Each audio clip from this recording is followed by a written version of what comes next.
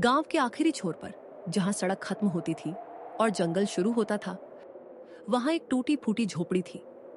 दीवारों में दरारें थीं, जिनसे हवा सीटी बजाती हुई अंदर घुसती थी। छत के खपरेल कई जगह से टूट चुके थे। इसी झोपड़ी में रहती थीं दो बहनें। दिसंबर की वो रात थी जब ठंड अपने चरम पर थी। पारा शून्य से भी नीचे चला गया था। गांव के सभी लोग अपने अपने घरों में कंबल ओढ़कर अंगीठी जलाकर बैठे थे, लेकिन रजनी और कविता की झोपड़ी में ना तो कोई अंगीठी थी, ना ही कोई गर्म कंबल। दीदी, बहुत ठंड लग रही है, हाथ पैर सुन्न हो गए हैं। कविता ठिठुरते हुए बोली।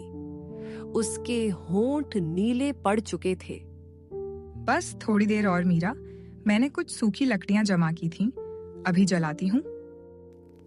लेकिन वो लकड़ियां इतनी कम थीं कि बस आधे घंटे ही जल पाईं।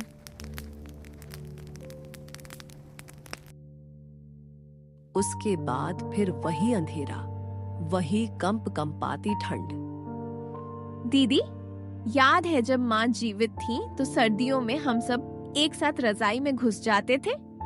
माँ हमें अपनी बाहों में भर लेती थी, तब कितना गर्म लगता था। कविता की आंखों में आंसू आ गए। हाँ याद है, लेकिन अब ना बाबूजी है और ना मन, अब बस हम हैं और हमें अपने आप को बचाना पड़ेगा। मीरा ने आंसू पोंछे। दोनों बहनों के माँ बाप पिछले साल की सर्दियों में ही निमोनिया से चल बसे थे। उस समय इलाज के लिए पैसे नहीं थे। ना तो डॉक्टर तक पहुंच पाए, ना ही दवाई खरीद सके। बस देखते देखते दोनों उनसे छीन लिए गए। उस रात नींद नहीं आई दोनों को। ठंड इतनी थी कि हड्डियां जम जाने का एहसास होता था। दीदी, अगर इस सर्दी में हमें भी कुछ हो गया तो? मेरा डरते हुए बोली।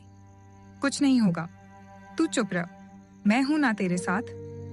रजनी ने हिम्मत दिखाई, लेकिन खुद भी डरी हुई थी।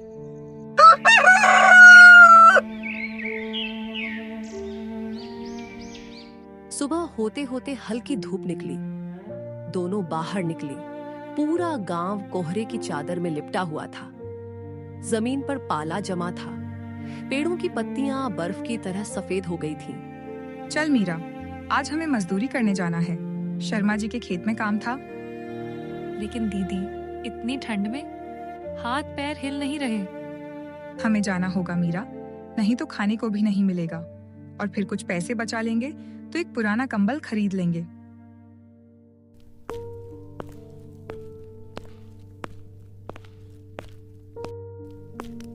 दोनों बहनें कांपते हुए शर्मा जी के खेत पहुंची। वहां और भी मजदूर थे। सबने आग जला रखी थी और हाथ सेंक रहे थे, लेकिन रजनी और कविता को काम पर लगा दिया गया। गीली मिट्टी में हाथ डालते ही जैसे हाथ जल गए। ठंड इतनी तेज थी कि उंगलियां सुन्न पड़ गईं। शाम को जब दोनों घर लौटी तो हाथों में छाले पड़ चुके थे। शर्मा जी ने सिर्फ 50 रुपए दिए। बाकी कल दूंगा, उन्होंने कहा।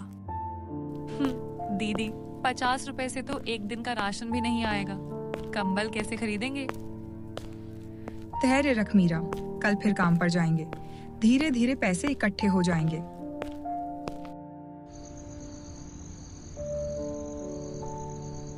उस रात फिर वही सर्दी, वही कंपी। रजनी ने मीरा को अपनी बाहों में कस के पकड़ रखा था। दोनों एक दूसरे की सांसों की गर्माहट से ही गुजारा कर रही थीं। दीदी, मुझे बुखार सा लग रहा है। रजनी ने उसके माथे पर हाथ रखा। तेज बुखार था। तू लेट जा, मैं कुछ करती हूँ। लेकिन क्या करती? ना दवाई थी, ना डॉक्टर के पास जाने के पैसे। रजनी उठी और अपनी माँ के पुराने संदूक में ढूंढने लगी। एक पुरानी सी शीशी मिली जिसमें कुछ तुलसी के पत्ते सूखे पड़े थे। उसने वो पत्ते पानी में उबाले और मीरा को पिलाया। माँ भी तो यही करती थी जब हम बीमार होते थे। रजनी बुदबुदाई। रात भर रजनी जागती रही। मीरा को बार बार तुलसी का पानी पिलाती रही उसे अपनी बाहों में भर के रखा ताकि उसे थोड़ी गर्माहट मिले।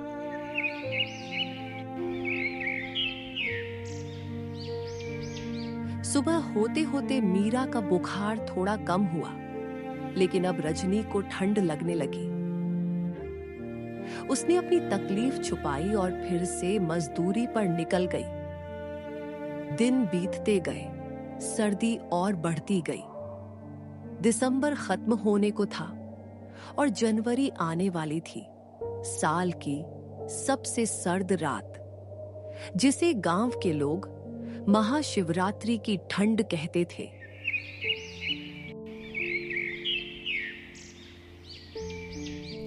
एक दिन रजनी बाजार से लौट रही थी तो रास्ते में गांव के सरपंच मिल गए।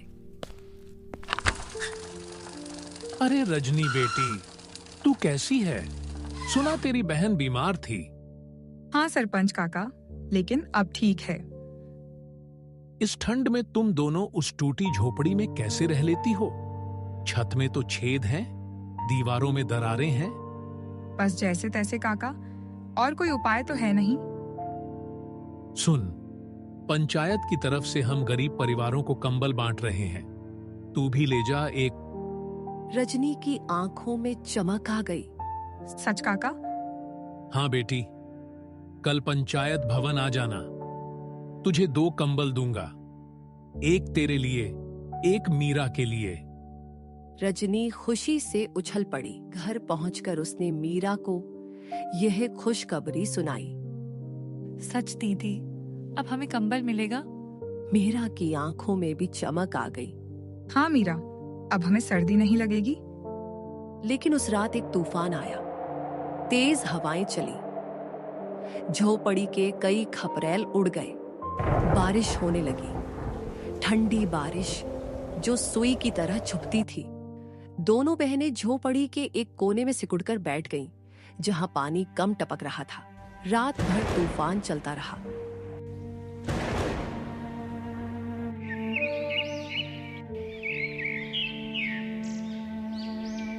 सुबह होते होते बारिश रुकी, लेकिन झोपड़ी पूरी तरह भीग चुकी थी।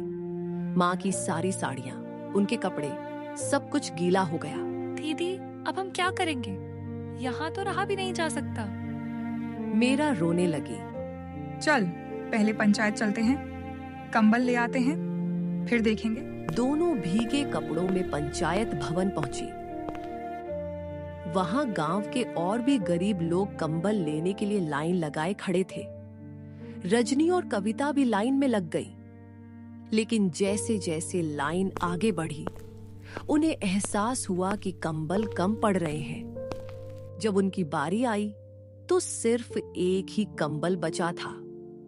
बेटी, माफ करना, सरकार ने कम कंबल भेजे, एक ही मिलेगा तुम्हें। रजनी ने वो एक कंबल लिया और मीरा को देखा। कोई बात नहीं मीरा, हम दोनों एक ही कंबल में सो जाएंगे। घर लौटकर दोनों ने अपनी झोपड़ी को साफ किया, गीले कपड़े धूप में सुखाए। शाम होते होते झोपड़ी थोड़ी सूख गई। रात को दोनों ने वो नया कंबल ओढ़ा। पहली बार कई दिनों बाद उन्हें थोड़ी गर्माहट मिली, लेकिन कंबल छोटा था, दोनों के पूरे शरीर को ढक नहीं पाता था। दीदी, आप पूरा ओढ़ लो, मैं ठीक हूँ। नहीं मीरा, तू ओढ़ ले, तू पहले भी बीमार पड़ चुकी है। नहीं दीदी, आप ओढ़ो। आखिर में दोनों ने एक दूसरे से चिपक कर सोने का फैसला किया। कंबल दोनों के ऊपर था, लेकिन दोनों की एक एक बांह बाहर निकली हुई थी। रात को मीरा की नींद खुली। उसने देखा रजनी दीदी ने पूरा कंबल उसे ओढ़ा दिया था और खुद ठंड में कांप रही थी। दीदी, आप क्या कर रही हैं? आपको भी तो ठंड लगेगी। मैं बड़ी हूँ ना, मुझे सहन हो जाएगा, तू सो जा। नहीं दीदी, हम दोनों एक साथ ओढ़ेंगे। मीरा ने जबरदस्ती कंबल रजनी को भी ओढ़ाया। अगले दिन सुबह जब दोनों उठी तो देखा कि बाहर बर्फ गिर रही थी। गांव में पहली बार बर्फबारी हो रही थी। गांव के बच्चे खुशी से चिल्ला रहे थे। लेकिन रजनी और कविता के चेहरे पर चिंता की लकीरें थीं। दीदी, अब तो और भी ठंड बढ़ जाएगी। हाँ मीरा, लेकिन हम हार नहीं मानेंगे। चल, आज हम लकड़ियां बीन लाते हैं। बर्फ गिरने से पहले जितनी हो सके इकट्ठा कर लेते हैं। दोनों बहनें जंगल की ओर चल पड़ी।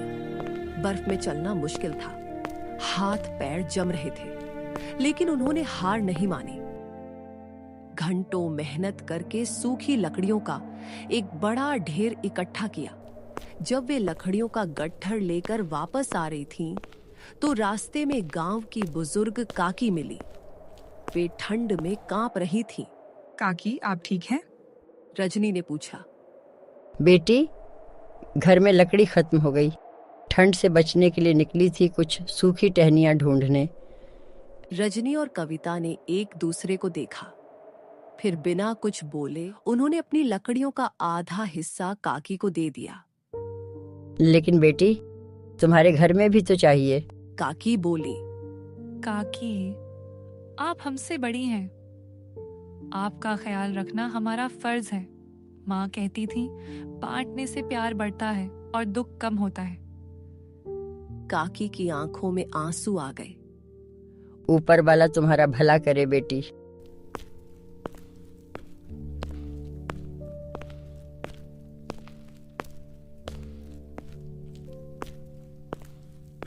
घर लौटकर दोनों ने बची हुई लकड़ियों से आग जलाई।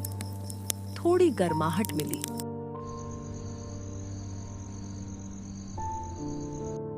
शाम को पड़ोस की आंटी खाने के लिए कुछ रोटियां लेकर आईं।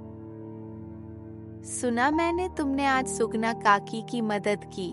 बहुत अच्छा काम किया बेटी। ये रोटियां तुम्हारे लिए बनाई हैं। रजनी और मीरा की आंखों में खुशी के आंसू आ गए। पेट भरा और दिल भी। देखा मीरा, माँ सही कहती थी, अच्छाई कभी बेकार नहीं जाती। रजनी बोली। रात को दोनों बहनें अपने उसे कंबल में एक दूसरे से लिपटकर सोईं।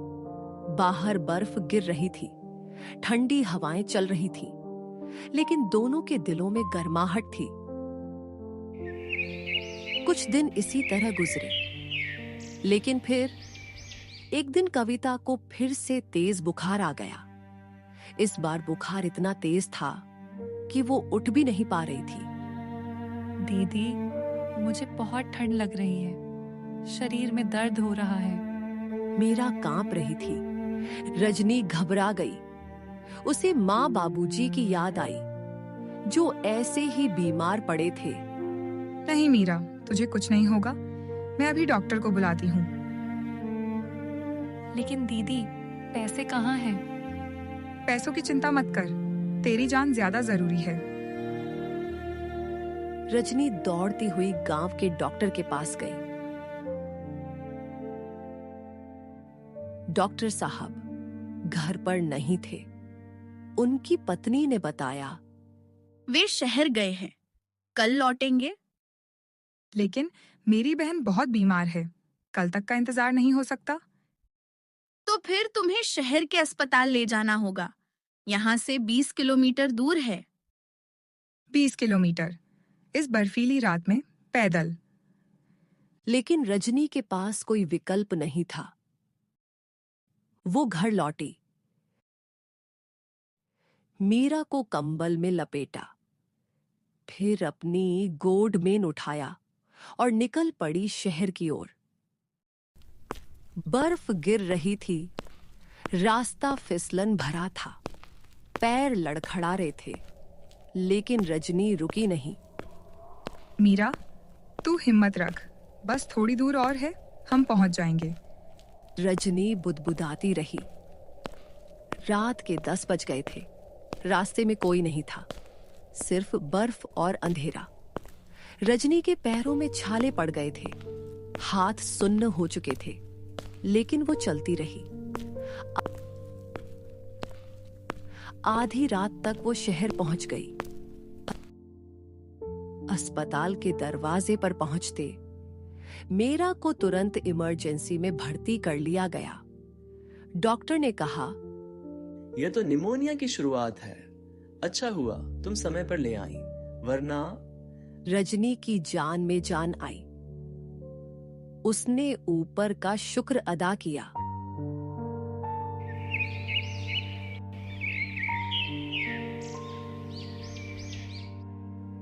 तीन दिन तक कविता अस्पताल में रही। रजनी उसके पास ही बैठी रही, खुद कुछ नहीं खाया, बस मीरा को ठीक होते देखना चाहती थी। डॉक्टर ने कहा, अब यह ठीक है, घर ले जा सकती हो, लेकिन ठंड से बचाकर रखना होगा। जी डॉक्टर साहब, लेकिन। रजनी रुक गई। क्या हुआ? बिल का पैसा मेरे पास अभी नहीं है, लेकिन मैं काम करके चुका दूंगी। कृपया थोड़ा समय दे दीजिए। डॉक्टर ने रजनी का चेहरा देखा। उसमें ईमानदारी और मेहनत झलक रही थी। कोई बात नहीं बेटी, तुम जाओ, पैसों की चिंता मत करो, बाद में जब हो तब दे देना। रजनी की आंखों में आंसू आ गए। दोनों बहनें घर लौटी। रास्ते में गांव के कुछ लोग मिले।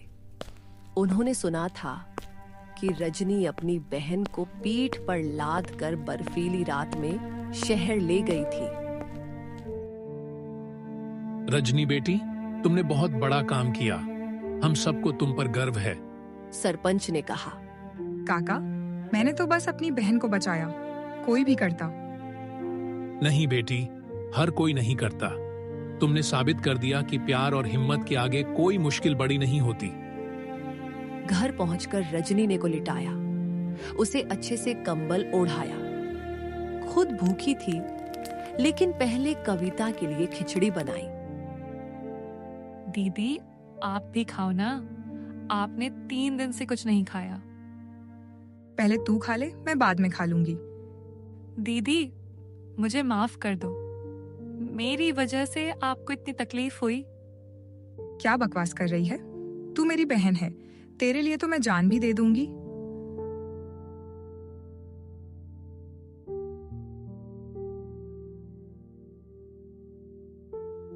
अगले दिन सुबह जब रजनी उठी तो देखा कि झोपड़ी के बाहर गांव वाले इकट्ठे हैं। सबके हाथों में कुछ ना कुछ था। ये क्या है? रजनी ने पूछा। सरपंच आगे बढ़े। बेटी, हम सब मिलकर तुम्हारे लिए कुछ चीजें लाए हैं। 2 नए कंबल, गर्म कपड़े, कुछ राशन और थोड़े पैसे। लेकिन काका। कोई लेकिन वेकिन नहीं। तुमने हमें सिखा दिया कि असली रिश्ता खून का नहीं, प्यार और हमदर्दी का होता है। तुमने सुगना काकी की मदद की, अपनी बहन के लिए जान की बाजी लगा दी। अब हमारी बारी है तुम्हारी मदद करने की। गांव वालों ने न सिर्फ सामान दिया, बल्कि रजनी की झोपड़ी की मरम्मत भी करवा दी। छत के टूटे खपरेल बदलवाए, दीवारों की दरारें भरवाईं। अब झोपड़ी में से ठंडी हवा नहीं आती थी। कुछ लोगों ने रजनी को काम भी दिलवाया। बेटी, अब तुम हमारे घर में सिलाई बुनाई का काम करना, अच्छी मजदूरी मिलेगी। धीरे धीरे दोनों बहनों की जिंदगी बदलने लगी। सर्दी अभी भी थी, लेकिन अब उनके पास कंबल थे, गर्म कपड़े थे और सबसे बड़ी बात, गांव वालों का प्यार था। दीदी, अब मुझे समझ आया कि माँ क्यों कहती थी, बांटने से प्यार बढ़ता है। हम खुद दुख झेल चुके हैं, इसलिए दूसरों के दुख समझ सकते हैं। बिल्कुल सही कहा तूने मीरा। मुसीबतें हमें तोड़ती नहीं, मजबूत बनाती हैं। और जब हम खुद मजबूत होते हैं, तो दूसरों को भी मजबूत बना सकते हैं।